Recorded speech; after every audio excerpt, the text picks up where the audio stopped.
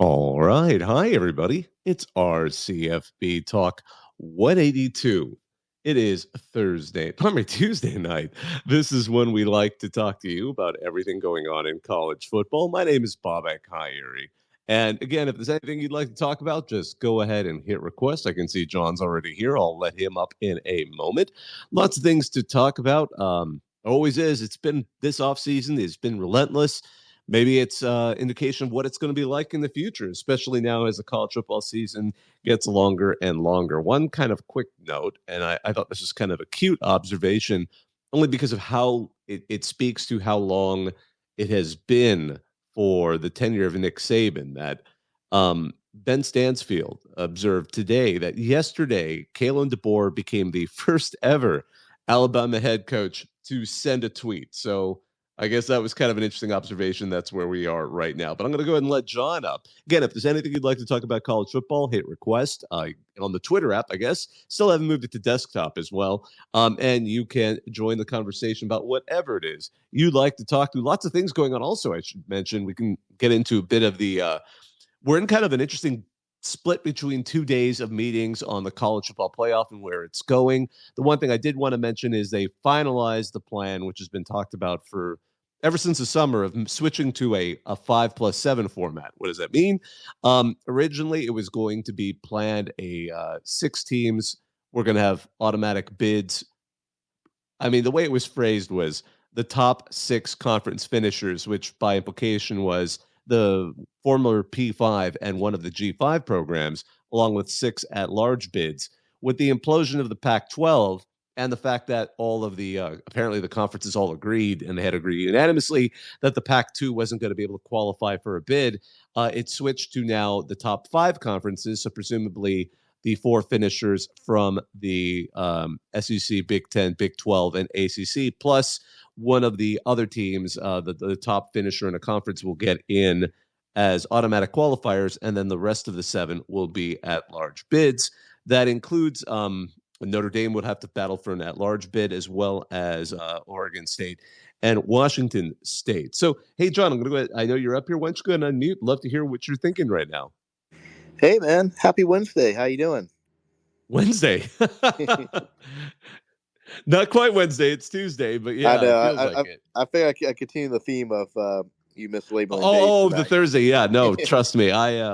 These days sometimes I'm just kind of like, man, it is a late night, but I love talking to people about college football. It perks me up. What's on your mind? Hey, well, I want to ask about your what you thought about Charlie Baker's statements today, the NCAA president. Talk about antitrust laws, and I think the more hilarious thing, pretty much telling college football coaches to suck it up and stop complaining about kids transferring from your school. Or unlimited transfers in that regard, saying, coaches walk out on their contracts. Why not players? I was kind of curious on your thoughts about that and the antitrust comments he had today. Yeah, no, that was I absolutely know exactly what you're talking about. So yeah, he again, the striking comment was he wants nothing to do with with additional transfer limitations, and that was kind of I guess he had a long interview on ESPN, and I think there was a really nice. I think the top comment in the Reddit post on it really summarized that they just don't want to get sued and lose again, because right now they know that it's open season on the NCAA in the court system, and anything that looks like they're causing any kind of restriction could potentially is just going to inevitably be shot down. So they're trying to be, I think, and Charlie Baker's trying to be savvy in how they play this game. They're looking for, they know what battles they're willing to fight, and this just is not one of them right now. So yeah, it's kind of fascinating. I don't know if we're sorry, I'm trying to switch one thing there on the system, but yeah, I don't know if they're planning to, because I mean, right now we've seen that, obviously the Virginia and I believe Tennessee are going after them on that particular topic. I don't think it kind of fits into the bigger question of where we see the shift in, because I was listening to an interview with Kirk Herbstreit earlier today, and it was on the Athletic, and I hear, like, I don't mind Kirk. I know he's burned a lot of people, and I think part of it is just he's been around for so long that his entire career, and he made a point. He's like, I forgot he's been on. I mean, he's been on ESPN for like 28 years, and he joined it when he was 26. So he's been alive longer as an ESPN staffer than he has anything else. So I think sometimes when his opinions come up, he isn't necessarily a mouthpiece for ESPN. He lives and breathes that company, so he doesn't realize he comes off that way. But he was kind of making comments about, like, oh, I'm concerned about players being able to just transfer. And part of me, I hear people like that, and I know they don't necessarily hear themselves speak, but it's, players should have an opportunity to move. And I mean, once we said players deserve at least some form of compensation, it was really hard to come up with a limit on where we wanted that to be in my mind. And some of that, I mean, I think a lot of them just, I mean, it's hard to restrict it without running into problems. It kind of begs a problem that happened in this past week, since the last time we had in our CFB talk.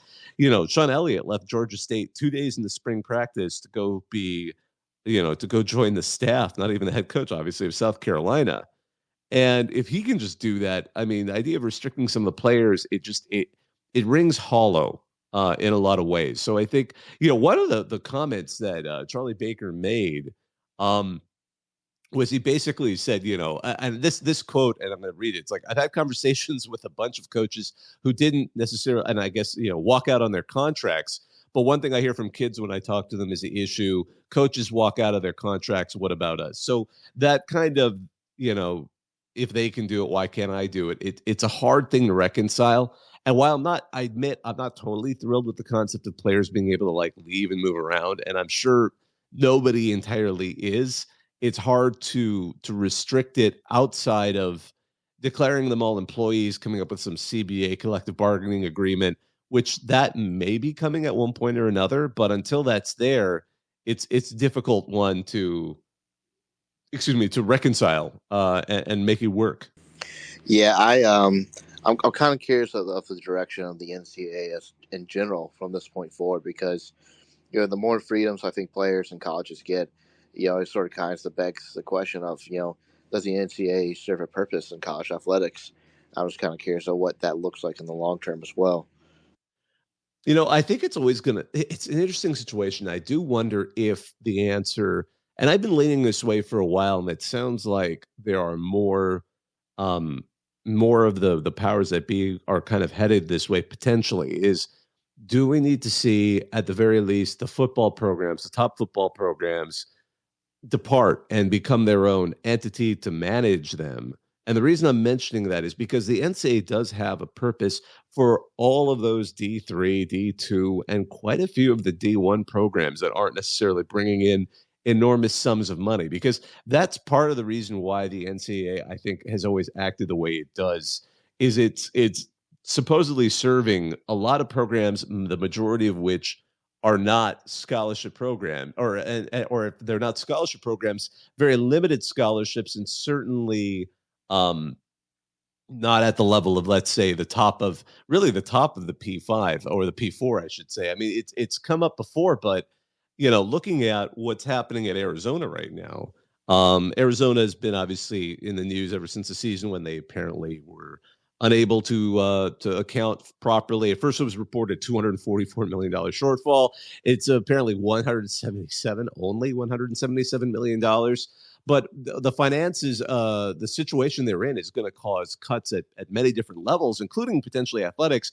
And in the reporting, it's they were doing kind of a reality check moment in the past couple of weeks, just internally, and trying to figure out what to do with Arizona's financial situation. And they pointed out, like, they're like, athletics has not been able to really increase its income at the University of Arizona since before the pandemic. I mean, the pandemic was its own factor in and of itself, but over the last 7 years, they haven't seen any substantial increase. And they pointed out that, like, they've been running a red on the zone of the $30 million mark, where the universities had to help cover some of those funds. So that's Arizona. That is a program that has been P5 since at the very least 1978, right? So since when they joined the Pac-8. So and became the Pac-10. I mean, we're going really far away. So I think that's one of those interesting kind of pushes and pulls. I mean, for some of these programs, the NCAA does serve a purpose, and especially we're talking about the vast number of programs that are not in that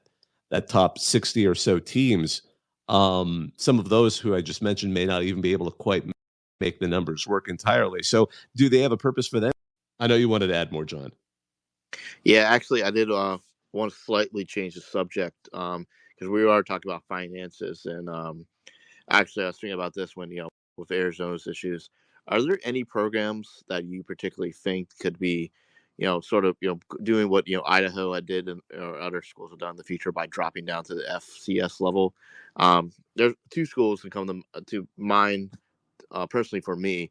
One being UMass, just with the continued troubles they've had ever since they've come up to the FBS level, and another one being Hawaii for different reasons, of course, just being a program that's struggling to just of course, it's always been a common struggle. I think of them just with travel finances coming from Hawaii to the visiting programs, but also at the same time, with NIL, with the expectation of this is an additional amount of different landscape of college football. Just kind of curious of what you think of those that possibility happening, if not this year, within the next several years.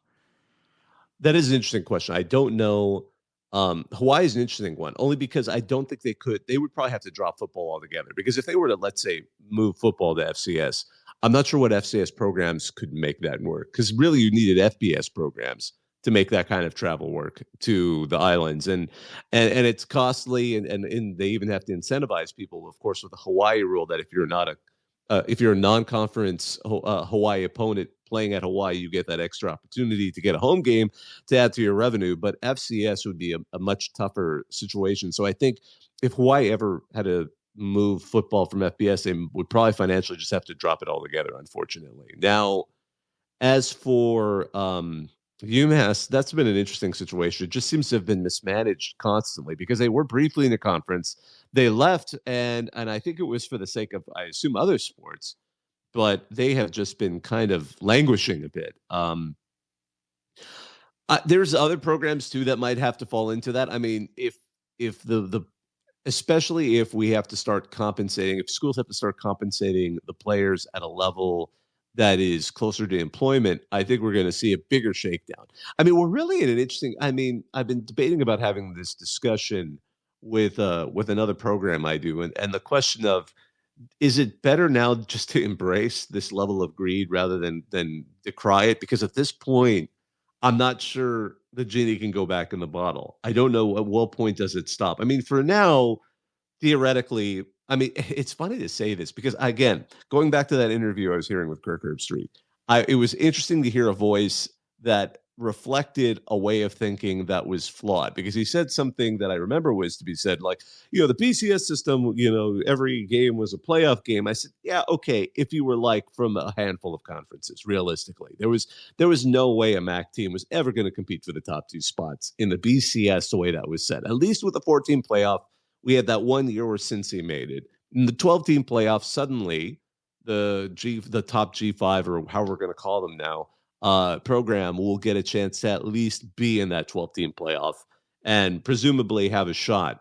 So now it's interesting going into this season more than ever. The worst possible teams, at least in the conferences, have a shot at going there. But it's funny because now we're talking about UMass. They're an independent. I don't know how UMass's schedule would ever let them in. I mean, the chance of them being an at-large is extremely low. But at the same time, the usual team I tend to bring up, not because I don't like them, but because they're they've always been a struggling team ever since they moved up from FCS in the 90s, is Akron. And I mean, Akron could theoretically enter this season knowing that if they were to win out and be the top G5 program, they would be in the playoff and theoretically have a better chance than they ever have in their history to go to the national championship, which again, I know is extremely, extremely unlikely unless you're playing NCAA football. But at the same time, I mean, you couldn't say that before. So it's an interesting question. Yeah, speaking of independence and the playoff, um, something that I thought was interesting today with today's ruling with the four automatic conference winners and the rest of the eight teams. Do you think that forces Notre Dame's hand at this point? Do you think they do you think they stay with the risk of saying, hey, we don't want to join conference, but we're going to try to hopefully be top four? and still maybe get I'm kind of curious to what you think about that, if that forces them to join, and also and versus what we're doing right now with the 4 and 8 or Well, five, sorry, five and 7. it's technically 5 and 7. I just want to be clear. Yeah, it's not like they didn't do 4 and 8. That would have been brutal. Then they would have probably excluded the G5 in most years. But yeah, no, I don't know. It was interesting because going into today, there were rumors that the Washington State president, who was on this particular committee, was going to because they needed unanimity. He was going to somehow hold it up, so they weren't going to be able to move to 5 and 7, and there would be potentially up to 2 years where it would be probably a 6 and 6 format. And if it had remained a 6 and 6 format, it actually would not have helped Wazoo Oregon State because, as we just said, they couldn't be automatic qualifiers because they've all somehow unanimously agreed, or at least the rules were written so that a conference with two teams couldn't get an automatic bid or qualify. So their only chance would have been to battle for an at-large, and there would have been one fewer spot than there are now with a 5 and 7. However, if they had let that move forward and it had remained a 6 and 6, it would have benefited the G5. You would have ended up with the Power Four sending their champions, and you would have had two of the top G5 conference winners would have ended up in the playoff had this stuck at a 6 and 6. So all the conversation was kind of like, yeah, go Wazoo, go Oregon State, cause problems. But to me, I think everyone in the G5 would have actually benefited had they not, decided to agree to. From what it sounds like, and again, I don't think anyone's passed the number around, but some of the reporting, and I believe Dennis Dodd had it, Oregon State and Washington State received a few $1 million extra these next 2 years. And they're saying, he because he doesn't have a clear statement here, and I don't think anyone will know for a while. It's not clear if it was directly responsible for the Schultz, who was with Wazoo, switching his vote. But certainly that was influential, potentially, it seems to be, in allowing this to move to the 5+7 model. So those few $1 million that pleased Oregon State and Washington State, at least for the next 2 years, have kept it. Have unfortunately blocked out that potentially second automatic qualifier from the G5, because that would have been fascinating. I don't think that was talked about enough. That if it had stayed 6 and 6, the beneficiaries would have been the G5. So you would have had potentially the American and Conference USA champs going into the playoff, and that might have gotten a lot of people's attention had it actually ended up that way. But of course it didn't. So we're going to just one of the G5 automatic qualifiers with the way it's set up now. Another thing, and as I mentioned kind of at the outset, we're in between 2 days of important meetings with this. So today went smoothly. Wazoo, and on behalf of Wazoo and Oregon State, agreed to the arrangement. So it's going to be a 5-7 playoff for the next 2 years. And again, just to qualify, we keep saying the next 2 years because there still hasn't been any agreement on what the playoff is going to look like after the next 2 seasons. That's just the way it's been set up. And that's where tomorrow is coming in, because the big question is whether or not, or what because it sounds like heading into tomorrow, they're going to get the proposals that the Big Ten and SEC have been thinking about, which is how they're going to potentially look at a future playoff in terms of maybe increasing the number of automatic qualifier spots for certain conferences. In other words, like the top two teams from the Big Ten, or maybe the top two teams from the SEC, or both probably, will also be guaranteed spots. I'm not sure how much that will go or how well that will float with a lot of the other conferences, especially the G5.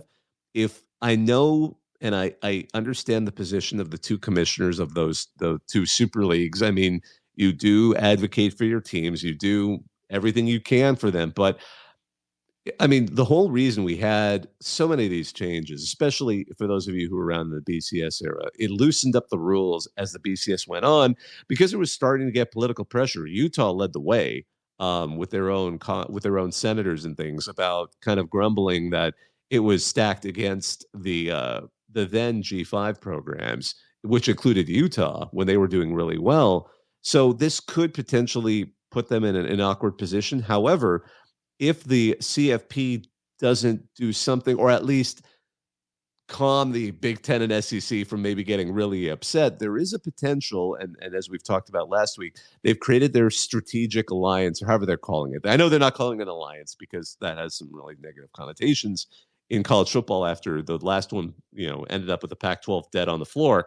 But the potential is the Big Ten and SEC could, after the next 2 years are done and there is no more, the CFP has run its course, they could create a proposal for a new one. And they could do that very well right now and say, like, all right, cool, we'll we'll contractually finish our obligations with the CFP.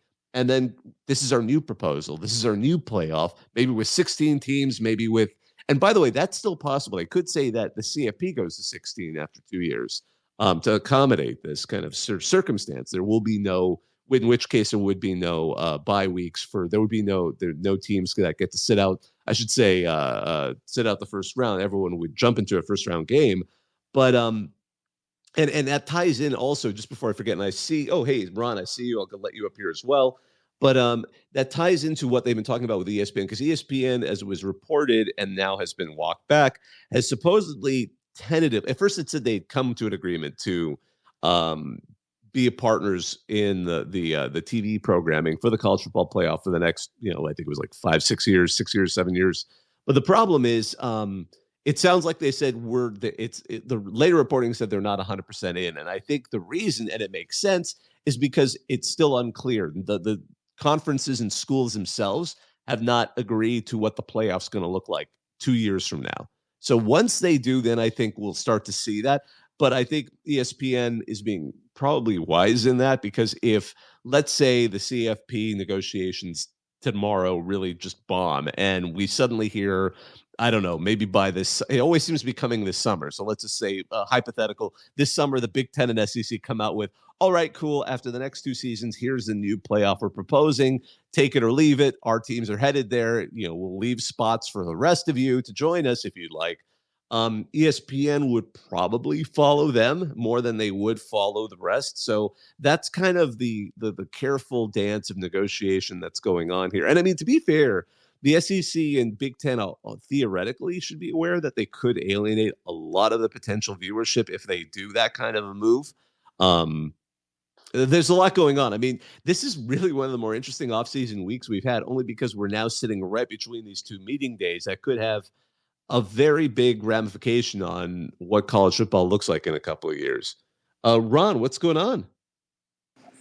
You, what's up? How you doing? Good. Nice. So, have you read that terrible opinion article about Cal and Stanford? Oh, the one where they might just drop football altogether rather than go. I mean, I think it was John Canzano, the Pac-12 writer. Yeah. Stanford, I'm going to just read the title for those who haven't heard it because it's a great title. Stanford and Cal are not going to be caught dead along Boise State and Fresno State. They weren't interested in being left in the same room as Oregon State and Washington State either. I think they choose to cease playing football before it came to joining them, if, theoretically, if the ACC were to break apart.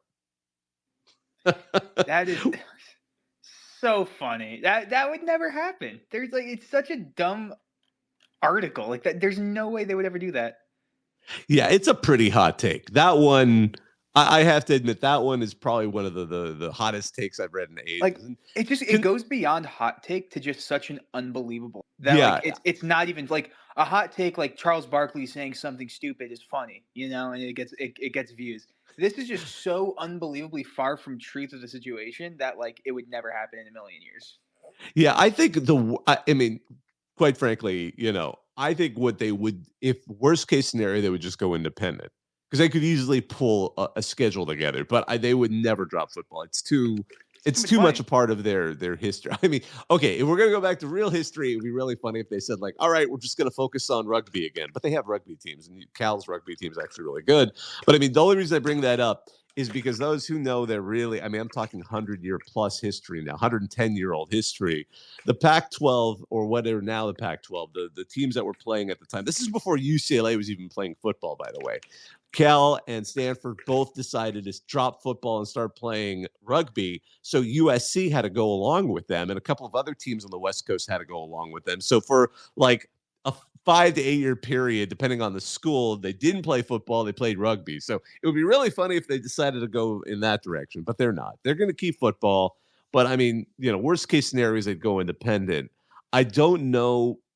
And even then, I don't think they'd be that weird about joining. I mean, there is snootiness, no doubt. There's absolute snootiness. I honestly think there's no way they fall out of the Big Ten or SEC just purely off of academics alone. Like, at the end of the day, these are still colleges. Like, yeah, it's about the money, but at the end of the day, it's still about the academics are still there. And that alone carries so much weight, and they can figure out their football teams eventually. Rutgers is figuring it out for anyone can do it. Yeah, it's funny though, because the Big Ten already does have some really hard schools to get into among their list. I mean, Northwestern's obviously an excellent school. Technically, Johns Hopkins sort of gets to join in, even though they don't have football. They're in some of their other sports, so they sometimes get an honorary inclusion to all of it because of that lacrosse team and the fact that they're part of the same research group.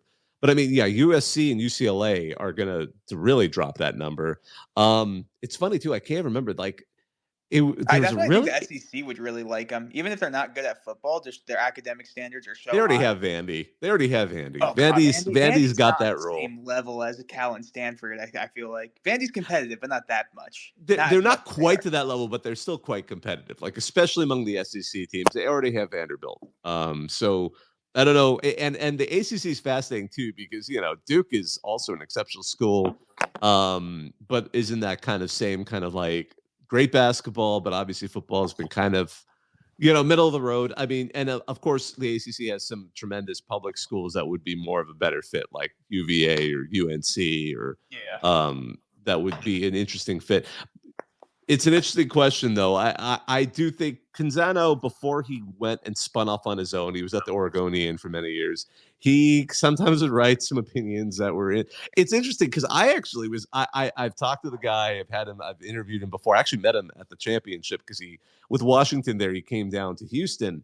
Nice guy, but I think this is one where I think he was pushing the envelope of being hot take because that's wild. I just don't think Stanford and Cal would drop football for that. They would, worst case, to become independent, but I don't even think they're necessarily that desperate or that stupid to do that. I think too many of their fans care. Too much has been invested, and it's an important part of their identity. I mean, the big game is an important deal to those programs, and that alone would keep them in it. Yeah. Hey, John, your hand's up. Yeah, 30 quick things. First of all, that's one of the insane hot takes I've seen in quite a while. That's embarrassingly bad hot. I mean, that's straight up clickbait. I'm sorry. That's nothing more. I can't call that journalism when that's just really just a clickbait article. Second, what's up, Ron? Third, I know we were just talking about it. I just want to go back to it real quick. Regarding the 6-6 for the playoff, what do we think is the possibility of that being changed with the next agreement in 2 years?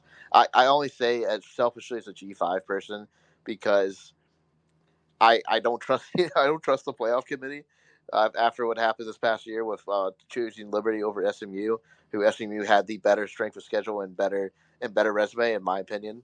But I was just kind of curious of what you feel about that. That's a good question. So here's what I think: the best thing to happen to the G5 in the next 2 years is whatever first round game gets a G5 team. I mean, we're going to assume we're not going to have some like Cincinnati moment where Cincinnati ends up being the top 4 team, and therefore doesn't have to play that first week and just gets to wave into the quarterfinals. But if we get the G5 program in that first round game and hopefully, I mean, again, for the optimistic thing, getting into the playoffs, either the quarters or, however far they can make, if they start to bring unusually strong ratings with them for whatever reason, maybe it becomes that Cinderella team like we see in college basketball that can sometimes pull some interesting ratings their way. If that happens with the G5 team again, we're looking at a 5-7 now, but if they make it in deep, that would probably get their attention if it could if it brings money, if it brings extra eyeballs, everyone who is a stakeholder is going to notice. So if they then renegotiate a bigger playoff a bigger playoff tree? Because I think that may be one of the things that's going to be on the table. Because if the SEC and Big Ten start to demand, like we would like to have more of our programs, we'd like to get like 2 automatic qualifier spots because we have so many teams right now. I think that's the way they're going to push it. I could see them potentially, and it's been argued that they might then be tempted to, after these first 2 years of 12 teams, go to 16 teams.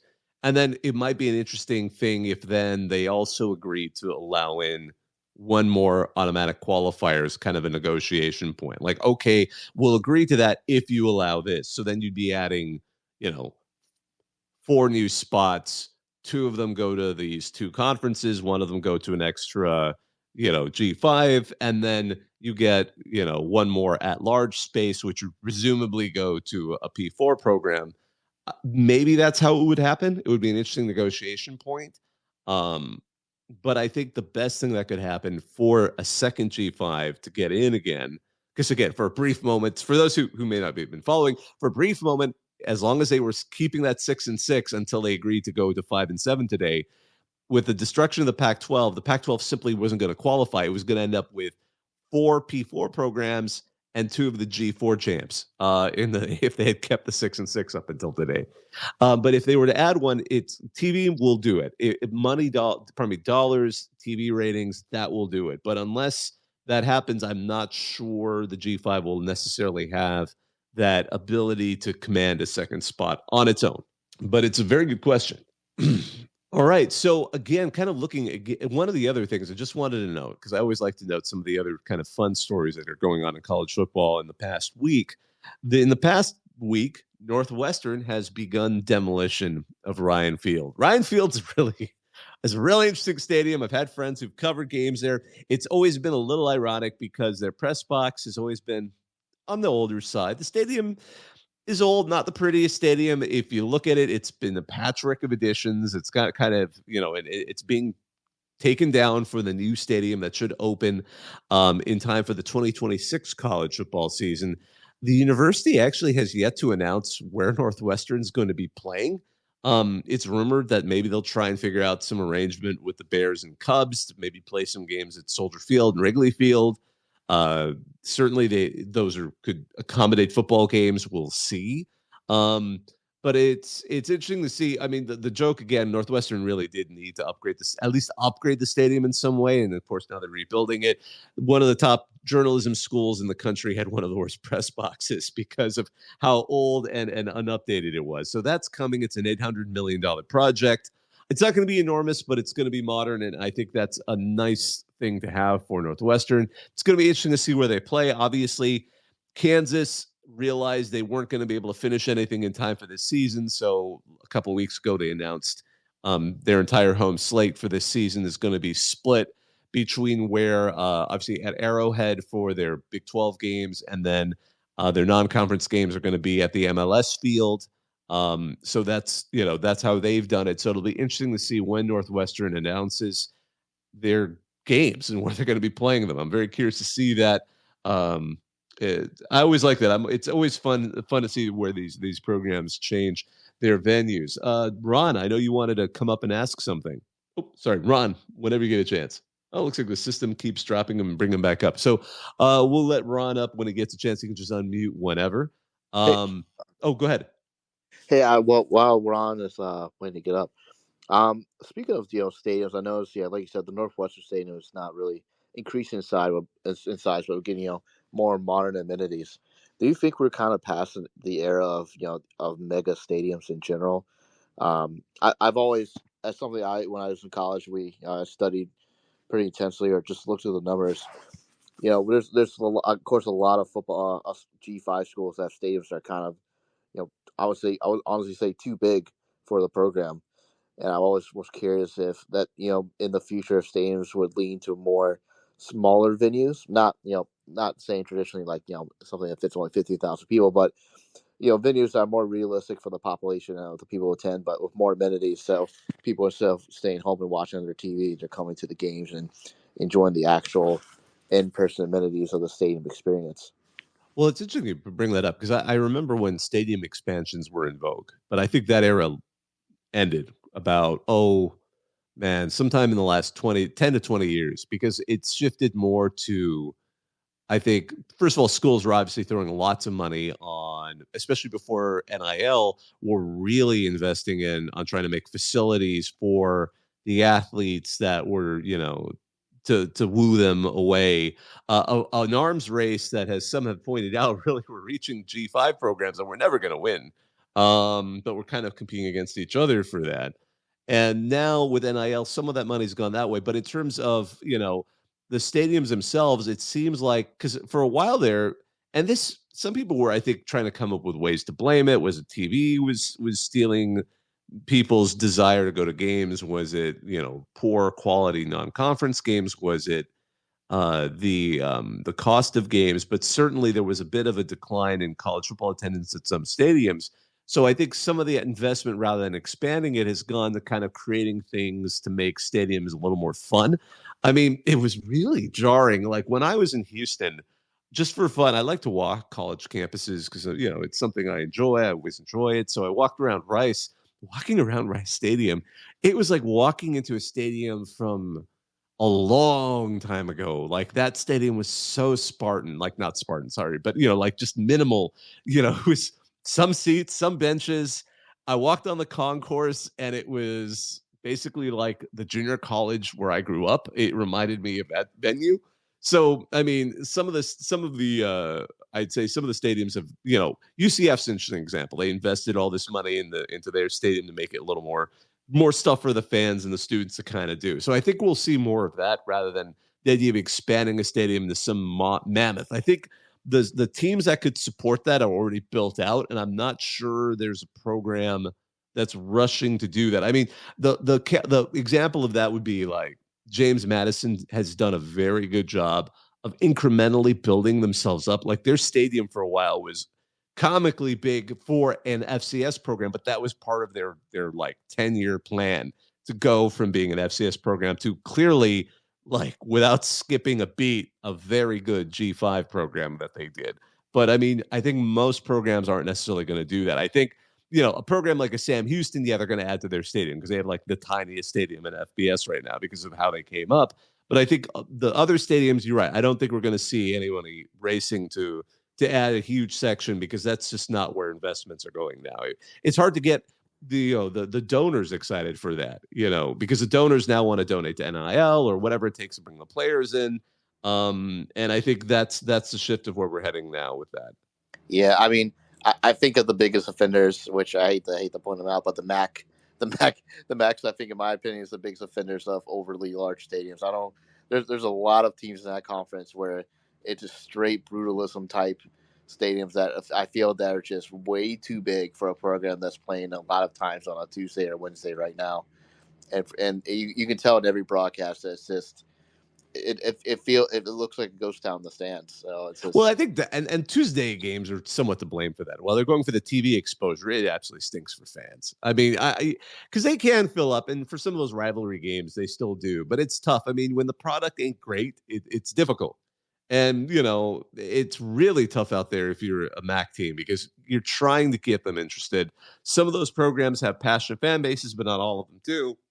And yeah, I sympathize with a lot of the fans and a lot of the programs are. We had this conversation, I remember a few weeks ago about how wonderful the MLS stadiums are for kind of a small but intimate, fun, like just hype environment. And that's why, frankly, even though some people were joking about Kansas playing their non-conference games next season in an MLS stadium while they work on the stadium in Lawrence, and that's going to be a really cool venue. And I think a lot of folks, especially who attend games there, are going to be like, wow, this is actually, I forgot how fun this can be. You don't have to have an enormous stadium to have a great environment. And MLS stadiums and new ones have absolutely proven that. So maybe we'll see.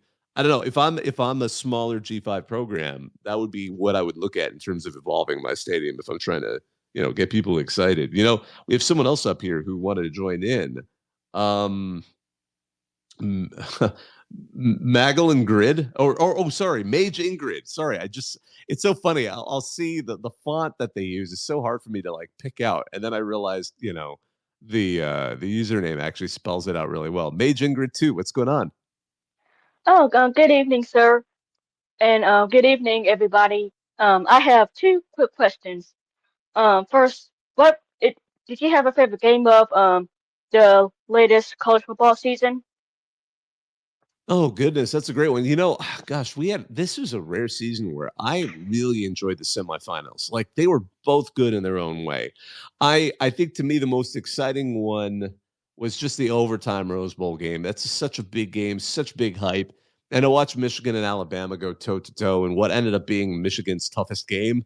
In retrospect, that was an exciting one. Although it was fun to watch the other semifinal in the Sugar Bowl, but I think overall I enjoyed that one. How about you? Oh yeah, both were absolutely excellent.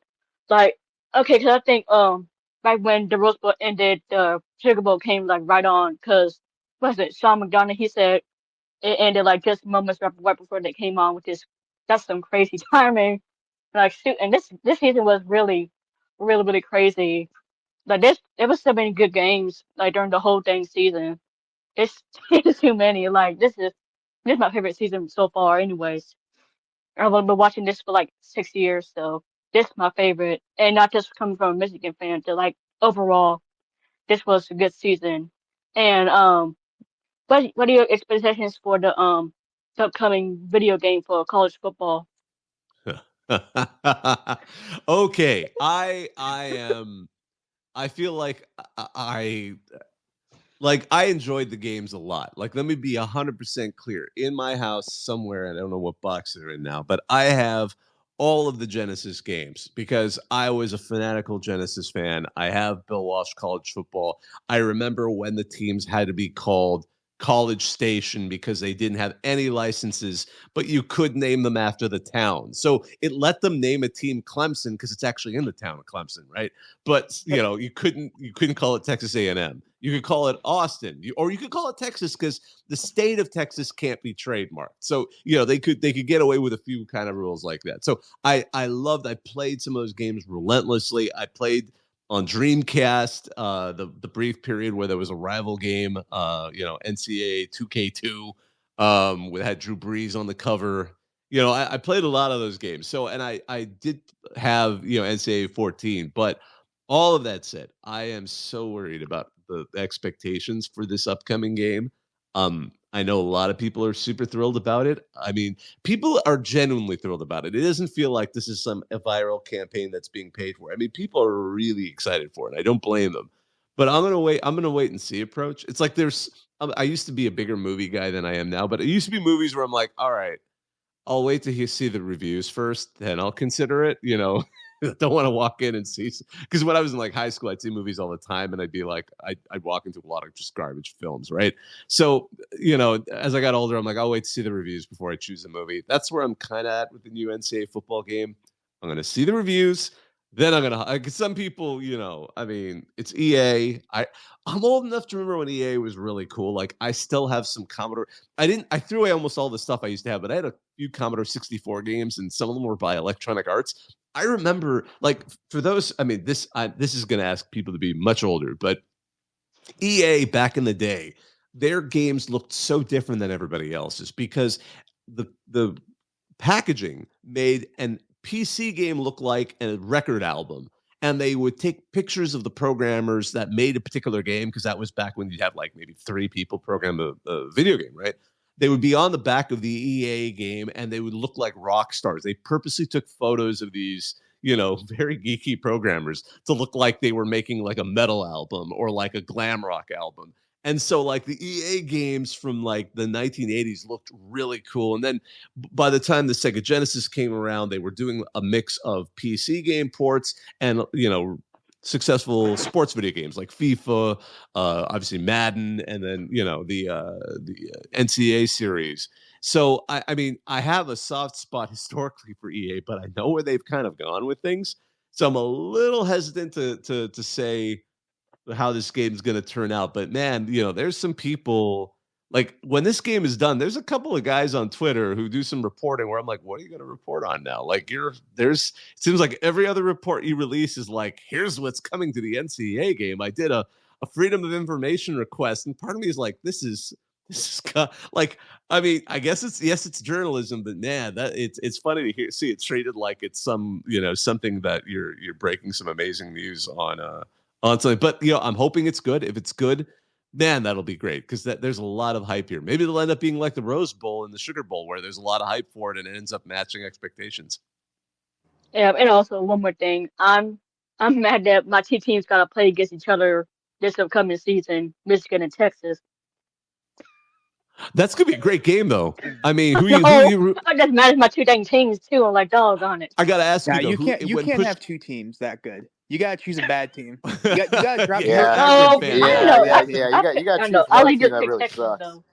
though. But I gotta ask you, when push comes to shove, which team are you rooting for? Doggone it. I'm gonna sadly gotta say Michigan because that I picked them first. Then Texas like 3 months later after. So That's all yeah, right. they're my two teams. No, that's all right. I mean, like for me, I do the classic. Like I am a fan of USC and Minnesota because I went to those schools. But when push comes to shove, I went to USC. That's where I got to be a real college football fan. So yeah, no, and they're playing this season, so because they're now also in the Big Ten together. But you can be a fan of two teams, but yeah, it's tricky. You have to be willing to put them in order sometimes. Yeah. Okay. I'm gonna and then if I get this the EA game, it'll be my first college football reader game I've played because I never played any of the other previous games before. So this will be a whole new thing for me. It'll be fun. I think it'll be fun. I don't think it'll be a total turkey. I just want to be clear that I'm just more worried because I see the folks who've been looking forward to this for so long have such hype for it that I'm like, I'm gonna just wait and see. I've seen too many games. Like I haven't been much of a gamer over the years in the last decade or so, but I certainly enjoy reading some of the crisis that happen when a game's not good. And you see it on Twitter, you see it on Reddit, you see it in places. And so I'm like, well, we'll see. We'll see. I hope it's good because a lot of people want it to be good. And I think it doesn't have to be like the best game ever. Let me be clear. I'm not saying that, but I mean, I hope it's enough that people are like, all right, and they have fun with it because that's what it is. I hope people have fun with it, and I think that's great. Yep. And the good news. Absolutely. Yeah. John, Hey, did you want to add something to that? yeah, Go ahead. I was just say, Mage. It's always the right choice to choose one of two teams. You never be the neutral person. If you're the person that says, "I hope both teams have fun," no one respects that type of person. At the end of the day, I think they're not going to be that insane. Hopefully, they're not insane to put microtransactions, but it is funny to imagine if they did. Oh no, it's EA. They're definitely putting microtransactions in this thing. I think people have pointed out to me. People have made me less worried about that only because they've said it isn't really in some of their other sports games. So that's a good thing. That it would be pretty wild if they did though. Like let you as a fan truly understand what it's like to be participating in NIL by making you have to fork out money. Like the better your player, wouldn't that be funny too? Because if you're the one controlling the player, the better you perform, the more it's going to cost you to keep them. That would actually be kind of dark and funny in its own way. Ron, I see your hand up. Yo, is that your second account, Bobak's replica buildings? What is Yeah, it's a funny story. I have that. I was like, hold on. Yeah, I've been seeing it all night. I was like, I swear to God, is that a burner account? Yeah, no, it's really funny. Like I needed to create a recording, and for some reason, Twitter on my desktop was just not agreeing with this account. It wants to actually like not because usually I'll just have this account up, and I had that backup account for a totally different hobby. And I'm like, well, I could just put it in an incognito mode and set it to record so that it just saves me time later on. This is totally like boring logistics, but it's how I cast site. So I don't have to stay up afterwards and like play the whole thing again. But it was giving me difficulty. So yeah, I just switched it up with that account, which is kind of funny. I was wondering if people would see that, but I didn't really, Do you freehand those or like are these like guided? Oh God. Go. You're not assembling these yourself. Oh no, yeah, no. They're I buy them. I don't trust me. I got my time is already full. I couldn't possibly. I study architecture for fun too, so it's just an opportunity to kind of exercises in writing in other places. Yeah, I mean, I gotta ask. I mean, what's your favorite building? Of course. I mean, there's a lot in this picture. There's a lot in the picture. I did look at it. Yeah, I don't know, boy. That's a tough question. That's like asking a movie person what their favorite movie is if they like movie. I've never been that type of person, so I don't want to necessarily distract and go into that whole story because again, it is sort of funny that that's out there, but yeah. So I don't want to bore everybody listening about little replica buildings or anything like that. Yeah, actually, we have someone else up here. Level Up Luke, what's going on? Hey man, it's been a quick minute here, but I got to ask about these replica buildings. Oh And do my you really gosh. have that handlebar mustache? What is going on? This is amazing. Yeah, that's what it's so funny too, because some people at our CFB, like the website, know what I look like, because every time we do the holiday drive, especially before the pandemic, I would go and dress as Santa, and we'd do a toy drive, and we'd buy a bunch of things and drop it off in person at the local Toys for Tots warehouse. So it'd be a picture of me and the Marines and whatever. But yeah, no, I do have some people have called it the Lemmy, like the guy, the Motorhead guy passed away. Yes, Like I've had it that ever really since I had is. my first kid. Like I had a like just a goatee kind of thing, and then after I sneezed while shaving in my 20s, I went to a handlebar, and then after I had a kid, I grew a beard. Just first few months of a kid, you just don't want to do anything, other than take care of a newborn, right? And then I just cut it into that. So I've had that, gosh, at this point for 12 years. So yeah. Um, Well, I think I can speak for just about every guy. When we grow out the beard and then we decide to shave it, we do it in phases where we cut it down to like the full goatee, and then we do the handlebar and like laugh at ourselves in the mirror for a second, and then cut it down to the mustache and also consider that, and then go like full clean shaven. So I respect that you have like the full Lemmy. That's amazing. Luke, yeah, yeah, you skipped a very important step in the shaving process. Though maybe this is a little more niche. That the mutton chops, you always got to give those Oh a try. yeah. You got to see Yeah, the the mutton mutton chops. chops. yeah, Yeah. yeah. Good call. Good call. No, I originally requested to talk about like Ultimate Team Mode in EA Sports, but this is so much more fun. Yeah, no, I could tell you, because I teach on the side as an adjunct, and then the students dig it. So it's a look, it's a choice with the jewelry and all that stuff. I get weird, funny. It's funny because, as I said, I cover some of the college football stuff, in person, and so I see people I haven't seen in ages, and they'll be like, "Oh, hey, it's you." I mean, that's always a little bit useful in that sense. But yeah, no, Ultimate Team Mode will be interesting.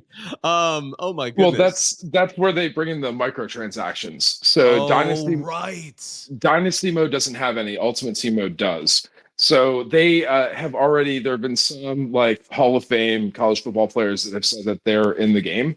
So there's going to be some kind of an Ultimate Team mode where you like unlock packs of trading cards, and they're actually players, and then you take your college Ultimate Team and play against other people in multiplayer mode online. They're going to have that because every EA sports game has that, and that's where they get you with the microtransactions. But the sickos like me who miss NCAA football, I think, like, I mean, if you're like me, it's for dynasty mode because you want to take, apparently, they're going to have FCS schools. You want to start at an FCS school and build it up into a powerhouse and like realign into FBS and like take over the SEC. Like, that's your dream, is domination. I agree, except what I used to do is I would make a team, because I would have fun. Like, I'd usually make one of two teams. I thought it would be hilarious if Alaska had a team. So I'd had this whole Yes. Alaska team, or I made Cal State Bakersfield, where I grew up, have a team, but except I'd make it like Baco State or something like that. And yeah, no, I used to have fun with that. It would always be fun to see who would get kicked out when you get invited to a conference, what team it was, or I think sometimes, though, even then I would feel awkward, so I would actually switch out USC, just because I didn't like having to play my alma mater with the team I made up. It just felt too weird. I don't know. That sounds weird, but yeah. Yeah, everybody has their comfort level, but can you imagine if they have like a stadium editor, or I mean, even if it's in a mod pack? College football playoff had a little bit more development, and with that, we now have a format for the next 2 or 3 seasons. I'm a little fuzzy on that. It's two, yeah.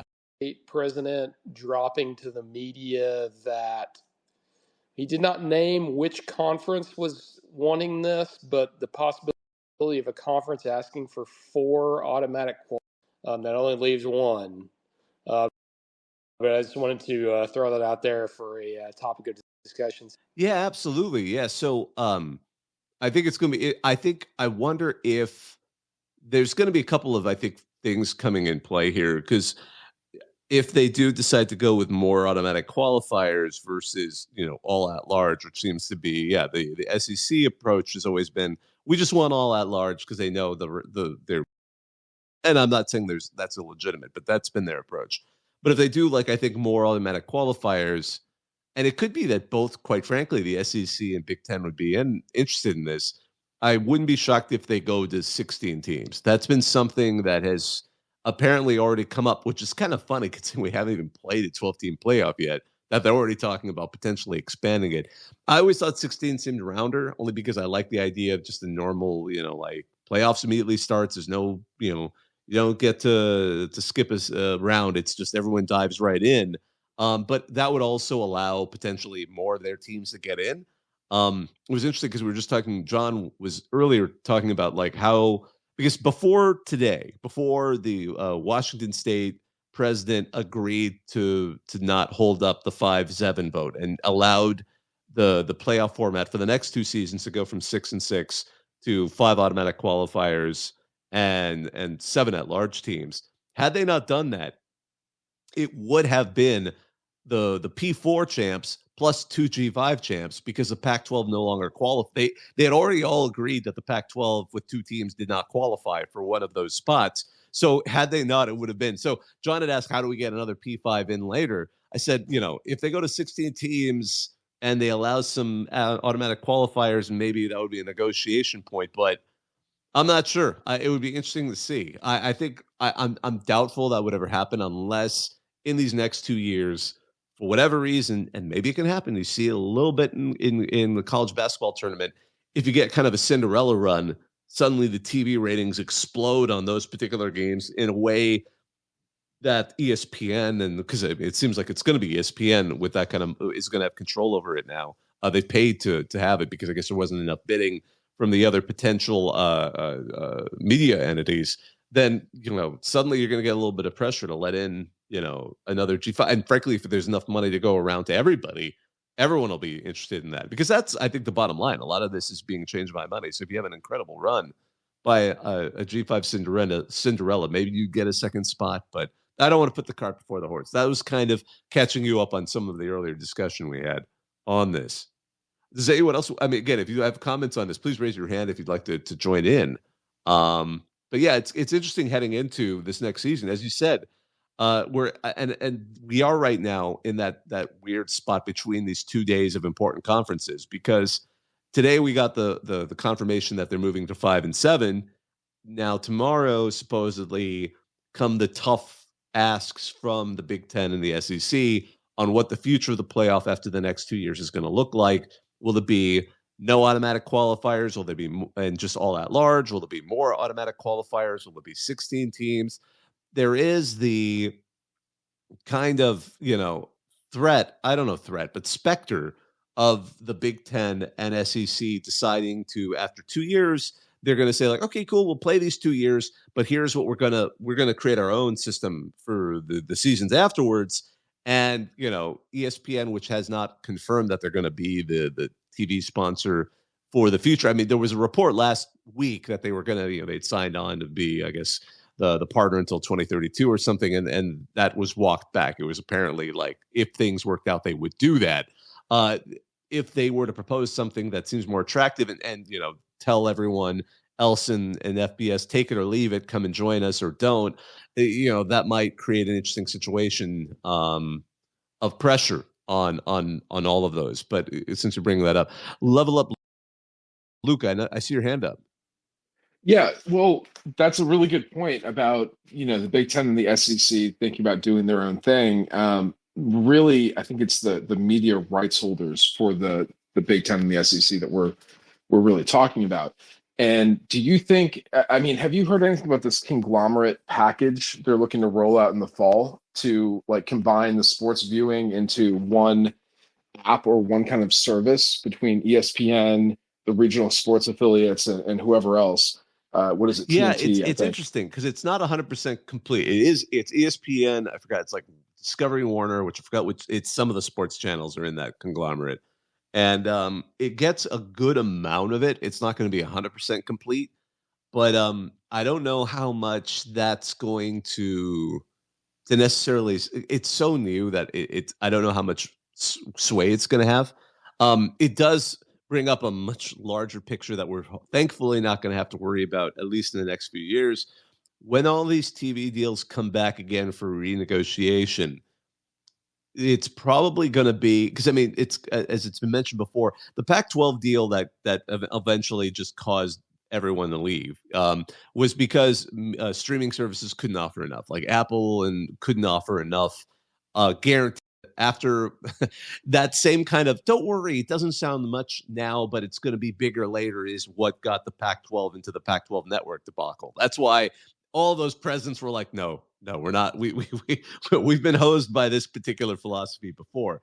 But the reason I bring it up is the thought is in about 5 to 10 years, with the way cable has changed, that it's not clear that terrestrial cable can make that kind of a guaranteed deal that would have been more attractive. And for example, what the Big 12 got, the Big 12 may have got the very last one. Because right now, looking at what happened with the CFP TV deal, it was clear that ESPN wants to be the one in it, but I think the CFP was hoping for a bit more of a bidding war, and it found zero interest from NBC and Fox to really compete with ESPN on the kind of money they were looking at. So it wasn't a disaster, but it was a sign that maybe the market has kind of hit an interesting point where these sports cable networks can't quite make it happen, and it would be a package deal like what you've described, but we're still too early to know where it's gonna to go. I saw your hand up again. I want to let you to follow up. Yeah, sorry, it was a Twitter glitch. It was like spazzing the hand up thing. But no, I was just gonna say the postscript was to that Apple offer to the Pac-12. They basically had said, "Well, look what we're doing with the MLS," and that was still a proposed deal. Now we're going into the second year of the MLS dedicated like Apple Plus package, and they've been making a lot of spending cuts to that MLS package. There has been no original content going into this season. They're like it's unreal. Like on the interface, it's all Lionel Messi and Inter Miami, but there is nothing for any other team. And they've made cuts to the broadcasting teams, cuts to the staffing. They've expanded the Spanish language coverage, but that's about it. So us MLS fans are looking at that very hesitantly. Like, they put out all these press releases last year saying the numbers were great, saying they had exceeded their goals and hit some kind of thresholds where they were paying out MLS more money, which is what they had told the Pac-12 they were going to do. But now we're seeing a lot of budget cuts in year two. So how much is that really working? Obviously, they tell you the numbers they want to share publicly, but the Pac-12 may have, even if they had taken that offer, ended up in the same situation, a year down the road. Yeah, exactly. And I think that's why those university presidents were like, no, this is too much risk. And it may have, again, can you imagine if that was what they were locked into? It would have been a fiasco. It would have been, I mean, it was a bunch of bad offers and bad situations there. TriStar, I see you have your hand up. I'll let you up here as well. Again, this is our CFB Talk 182. It's Tuesday night. We like to talk about whatever y'all want to talk about in college football. We touched on a lot of topics. I don't mind circling back because, again, we know not everyone's listening constantly. So, yeah, TriStar, what's going on? What's going on, you guys? How y'all doing tonight? Great. How are you? I'm great. I was in Lubbock, Texas just a minute ago. I'm out here in West Texas currently. But anyways, to tell you about myself, as a side thing, outside my normal job, I cover the University of Tennessee, and a lot of people are talking about how the Big Ten and SEC are going to consolidate everything, and it's going to go to two 24 conference. I'm sorry, I can't talk.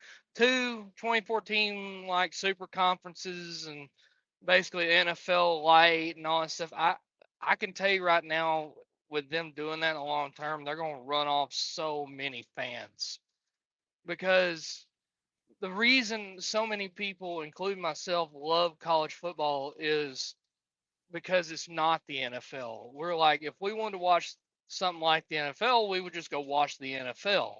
Oh, absolutely. Yeah. And I've been saying this, I've been in these states, like I was in Oregon a few months back in like September. I was talking to a lot of their fans that how they feel about leaving the Pac-12 to join the Big Ten, and overwhelmingly, from what I heard, they hated it because they're like, we're on the West Coast, like we have no business all the time going out there to the Midwest or Pennsylvania or all 3,000 miles across the country. And one thing I think gets lost in all this, because all you hear about is, oh, it's the TV contracts. Correct if I'm wrong. How much is let's just say Oregon? How much is Oregon getting from the Big Ten starting this year? Are they getting a immediate 100% share? No, they're not. Washington Okay. and Oregon were willing to take a lower cut to jump in as late as they did. Okay. So think about this. For people maybe they don't know, they didn't just join in football. They joined in everything: football, basketball, baseball, softball, any sport they have, they're in the Big Ten. And I've said this, yes, they might be getting an extra $40 million, but when you factor in all the overhead costs of all that travel, it's actually, they're not going to be making out much better than if they had just renegotiated a TV contract with the Pac-12. I think in the long run. Well, I think their other concern was just relevancy, because I think they were a little concerned, especially with USC and UCLA already out. They were going to be stuck in a position where, it's kind of like what Florida State is kind of rattling sabers. They're actually, pardon me, they pulled the sabers. They're already trying to kill their deal and sever it. But I mean, I think that's what they would have been stuck in. Well, I'll say this. Eventually, if people think that these big giant super conferences are going to be like this forever, it's not. Because think about this. You're bringing in schools where they were the big shot callers in their conference, and now they're having to be second, third wheel, and they've got huge, giant egos. Like, for example, Texas. Texas is known for having a giant ego. Like, yeah, we're big bad Texas. Like, we run things, and they're going to be playing second fiddle. And I can tell you right now, I can see a lot of these schools that or join these conferences. A lot of them, I think, eventually over time, are going to start having buyer's remorse, because they're like, yeah, we're getting this money, but our overhead cost is tripled, and we're not really coming out nearly as good as what we thought. Like, we just seen all the money and all that stuff, and we killed what tradition we had. And yeah, USC and all those West Coast teams, we're not getting nearly the viewers as, say, in the SEC, because you got to think of your location. You're 3 hours behind and 2 hours behind most of the population of the United States. So yeah, you're not going to get nearly the viewers. I don't care if you even join the Big Ten, and it's simply off the fact is, like I said, I think all this is going to work itself out. I'll give you an example. University of Maryland. I talk to several Maryland fans all the time here on Twitter, and so many of them wish, like, beg, and they'll say that was really just over money. That had nothing to do with being more competitive or anything like that, because they're like, hell, with how down the ACC is now, like, and with all the talent in that DMV area, like, they'd be dominating the ACC like they did for decades. And as an ACC fan, we'd love to have them. Honestly, yeah, it would like, make sense. like some of my, like, I've said this. I've told South Carolina fans, I said, y'all would be much better off if y'all just swallowed your pride a little bit and went back to where you were for years. Go back to the ACC, because all your natural rivals are over there. West Virginia too. Hey, let us have West Virginia too. I'll explain this. So you guys are familiar with college football revamped, right? On the mod on NCAA. Of course. And that's one thing I'm really hoping that on the new NCAA they do have, not just a playoff format, but have it where you can do the old BCS format, or if you want to do it like where, say, if you won the Big 8 or whatever, you went to the Orange Bowl and that was it. And easy you can enough vote on the title. Yeah, you just put it in the settings menu for Dynasty. And not only that, like, and I told them this, I said I'd have it where if you wanted to bring back, say, the Big East, you could actually bring that conference back. They would never do that because of media rights, but if it's on PC, you'll have mods that'll do that, like, within the first week. Oh yeah, absolutely. Like, I'd be in favor of bringing back the Southwest Conference, the old Big 8. And, like, it's funny I mentioned that about, like, see, I'm in the state of Nebraska a lot. I talked to numerous Nebraska fans, and it's kind of funny about the Maryland thing. They say the same thing. They wish they could go back to the Big 12. Hey, sorry, go ahead. Sorry, go ahead. Try to start. Sorry. I was just going to say, back to my revamp thing. So I'll give you some conference how I got it set up. So I'll use the ACC. Who's about it's college football revamped is an NCAA football. I have that on You're my. right. I'm sorry. Yeah, you're right. It's an PC people where they took like the 32 NFL teams and like customized them. But like the ACC for example, like it was I had Maryland, Virginia Tech. I put Appalachian State in there. Tell me you would not want to Wake Forest, Duke, North Carolina, NC State, Clemson, South Carolina, UCF, Miami. That's your ACC. Mm-hmm. And you might be asking, where's Georgia Tech and Florida State? Well, they're in the SEC. And Arkansas leaves, Missouri leaves, A&M, Texas, Oklahoma. They're back to where they should be, the way God intended it. Koozie, I see you thumbs down and down there. I mean, the NCAA 25 will have a realignment option where you can change things as it goes, but we have the mod community for everything else. And yeah, I'll hang up and let someone else talk. Well, hey, College Football Lounge, I know your hand's been up, and John, I see your hand up. I just wanted to let you guys jump in. Yeah, so I think what TriStar's saying, there's a lot of validity to that. Geography matters in all these changes that college football has over the past decade plus now, and when you're looking at the Pac-12, USC and UCLA, just those two to the Big Ten never. No, it didn't. You're only on the West Coast. Actually, I think they didn't intend in the beginning for it to end up this way, but now that the fact that Washington and Oregon are going along with them is going to help mitigate that factor to an extent. And then when you're Washington and Oregon, it seems like they're going to continue to play the Apple Cup, going to continue to play the Civil War game. That'll mitigate it a little bit further. But when you look at the Big 12, which I went to Oklahoma fan, so love Brahms, by the way. Great. Yeah. It's great. Yeah. Best milkshake. So when you look at the Big 12 now, and there's been a lot said about how good of a job the Big 12 has done surviving and adding these new members in the wake of the Pac-12 dissolving. Well, I mean, you look at the Big 12 now, and that conference now stretches from Utah to West Virginia, actually Florida.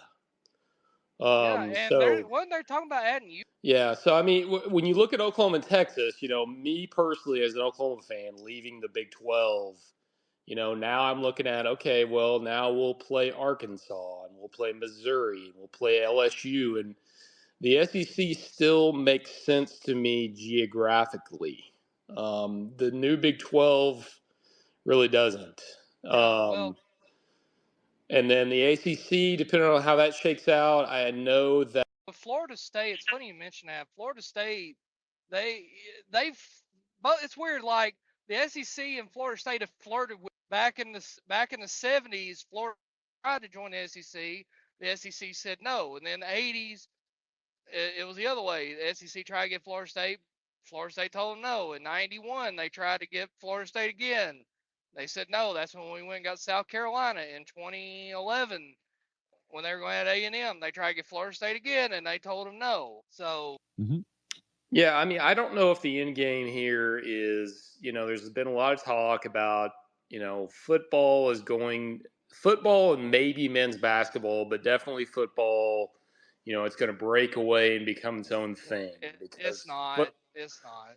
Because football has the sort of unique situation that you play once a week. It's typically on a Saturday, not always, but typically.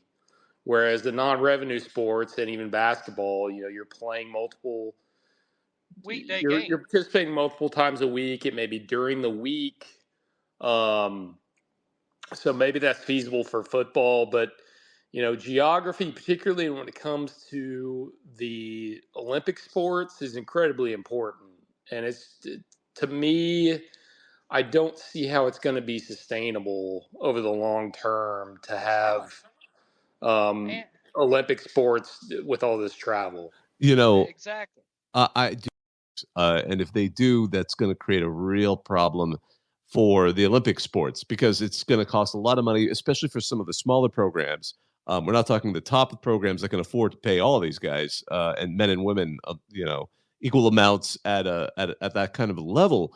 But it might be something where if they get football kind of off the books into its own universe, they can then kind of go back to like, okay, all the other sports, can kind of go back to how things were. And then if that happens and suddenly the other sports may then not be, because if football goes into its own universe, then the conferences as such wouldn't make any more sense for the non-football sports. So then maybe you see them reconstitute into more geographically sensible situations where you see, for example, programs in the West Coast that were in football will also, have their non-athletic teams in, the Big West or the WAC or potentially some of these other conferences out there. I just want to say I've got a couple of hands that have been up for a while, and I want to give them a chance.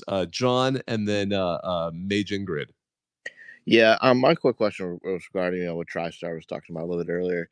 Talk about teams, going back to the more geographical conferences.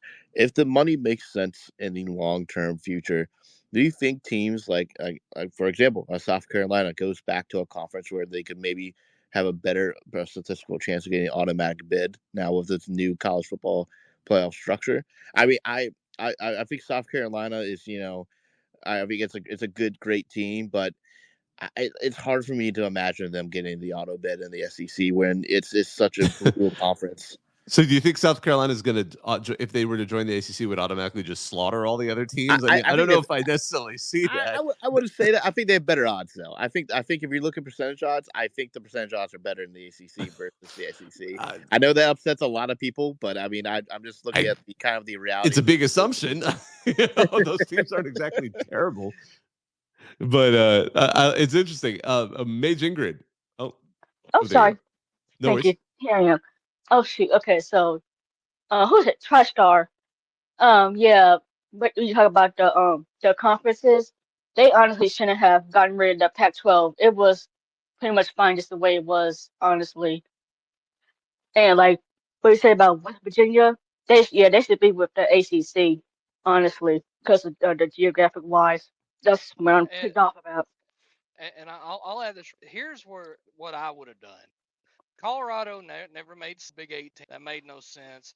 What I would have done is this: Utah, yes, add BYU, and then add like and because you've already with Boise, you've already got kind of a natural rivalry in Washington, and I think if they'd done that and kind of kept it up to like kind of that I-15 corridor, it would have made it a lot more. Yeah, unfortunately, it just didn't work out. I think they just weren't able to please. I mean, it is sort of funny how the big teams then eventually just got fussy with both the Big 12 and the Pac-12. Although really it was USC, and then UCLA just was happy to needed the money. UCLA, that's the funny thing. UCLA and all of this, they are kind of quietly under the radar. They're not. Arizona stole their thunder with how much of a financial fiasco they ended up when they found out they were short 200 and now they've revised it down to only, and I put that in air quotes, $177 million. But yeah, UCLA is also desperate for money because they for just not managed well. Let's see. I'm going to slowly start wrapping this up. But College Football Lounge, I see your hand up. Yeah, I just wanted to say real quick, one very small example of what we've been talking about. So Oklahoma wrestling.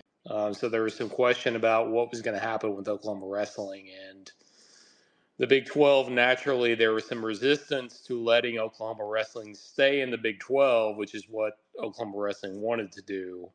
And the Big 12 came around and agreed to that. So with the Pac-12, have you heard anything about that as far as situations like that where on the West Coast instead of transitioning to the Big Ten? That's a great question. I don't know. And Level Up, Luke, do you have the thoughts on this?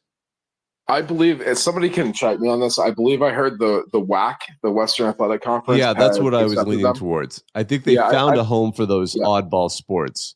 It's interesting too. I remember at one point, and it's a long time ago, I think they figured out a way to resolve it, but Cal State Bakersfield was technically an associate member of the Pac-12 because they had a wrestling team.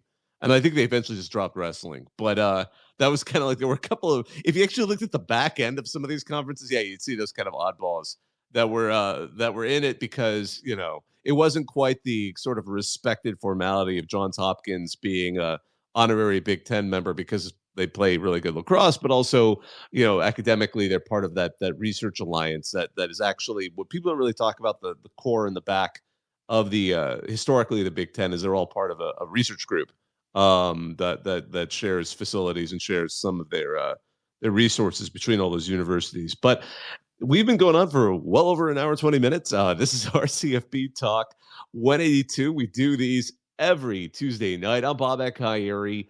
It's always fun talking to all of you. And it was a great conversation. I really wanted to thank everyone who joined it at a given time because you guys add to it. It's fun to hear your thoughts.